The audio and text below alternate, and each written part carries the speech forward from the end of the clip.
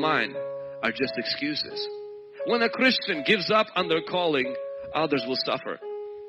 When a Christian abandons their calling that God has given to them, he puts people around him in danger. Look at Jonah. Jonah did not go to do what God called him to do, and it says in Jonah chapter 1, and Jonah ran from the face of the Lord, the presence of the Lord. It doesn't say that Jonah ran from the calling of God, because anytime a man and a woman of God runs from their purpose, they run from God's presence. Because God's presence rests on your calling. That's why Jesus says in Matthew chapter 28, He says, go and make disciples of all nations, baptizing them, teaching them. And then He says, lo, I am with you. He attaches His presence to our purpose. He attaches His presence to our calling. I want to encourage each one of you, you have a calling as a Christian. Your calling is the same calling Jesus had. He came to seek and save those which are lost. Your calling is the same the disciples had, which was to bring the message of the gospel of the kingdom into all the world and to make disciples. That is your calling, my friend. That is my calling. You may say, well, this calling is only for the pastors or for traveling evangelists or people with a very outgoing personality. You know, this calling, Vlad, is for the extroverts. My friend, the Bible doesn't say go into all the world, make disciples, unless you are an introvert.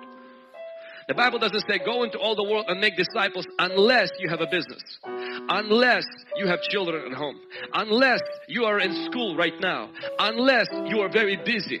That calling, my friend, doesn't wait, and people are needing us to fulfill that calling. One time somebody asked me a question, why would God allow people to go to hell? And I said, I don't understand. What do you mean? God doesn't allow people to go to hell. He sent His Son to die on the cross. He sent His Spirit to live inside of us. He has dispatched His angels to help us on our mission to reach the lost. God has sent the church to reach the lost. God is not sending people to hell. You do.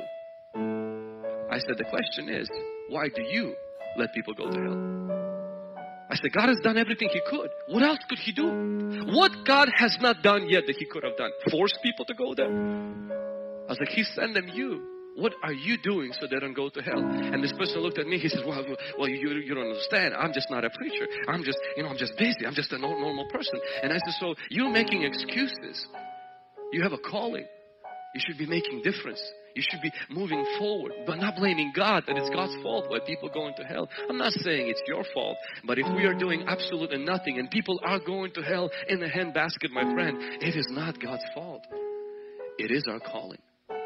This week I heard a testimony that really blessed me, and it's a girl who translated my book into German, and she shared a testimony. So about last year, she reached out, and she reached out through Instagram and asked if she could translate the book. I asked her if she ever translated the book. She says, I've never translated the book, but I would like to give it a shot. I really feel an impression from God to help fulfill my calling by helping to translate the Breakthrough book. It took a long time to get that book translated. Other people were involved. Last Sunday at this time, the day before Sunday, she feels the impression to take the book and go deliver it to her brother and put it into his mailbox. Someone who has been addicted to drugs for 10 years and did not believe in God. She didn't want to speak to him because she was afraid of him, so she just put the book in the mailbox. Next morning on Sunday, her mom gives her a call and says, please come to your brother's house because your brother just phoned me. He wanted to commit suicide. As they arrived to the house, turns out that the brother, contemplating to take his own life, went to the mailbox, found the book. He did not know who dropped the book, started reading it, and right there in front of his family for the first time in 10 years, he repented and he accepted Jesus. And instead of taking his life, he surrendered it. And she replied back, she says, you have no idea what this means to me.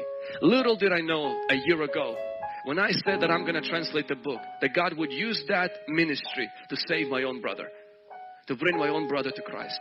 I want to tell you something, my friends. We are all called to win souls and make disciples. Jesus said to disciples who were fishing, He says, come, follow me, and I will make you fishers of men. He didn't say, follow me and I will make you famous. He didn't say, follow me and I will make you rich. He also didn't say, follow me and I'll make your life great.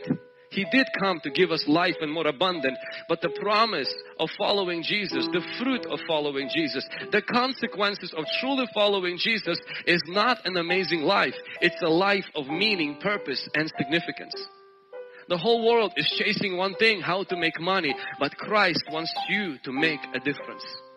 Christ wants to make your life have meaning more than have money. Pastor Ilya shared last Sunday the first installment of the series, Hitting a Home Run, where he talked about vision.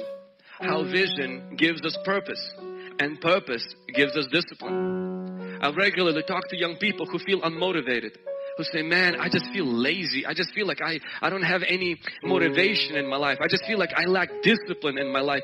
If you lack discipline in your life, I'm going to tell you a secret. You don't lack discipline. You lack purpose. You lack vision. The Bible says without vision people perish. In other words, cast off restraint. Lack of discipline is a sign that you lack vision. You don't need to chase discipline. You need to get a vision for your life. And the best way to do that is to come to Christ. Because Christ not only gives you salvation, Christ also gives you purpose. And Christ gives you a meaning and gives you a goal in life. And my friend, that goal is not to just graduate from college, get married, have children, buy a truck, a trailer, and retire at the age of 55. That goal is not just going having a vacation once a year and pay off your home and follow all the 7 baby steps outlined by Dave Ramsey program. That goal is to win souls and make disciples. Come on, somebody. Oof.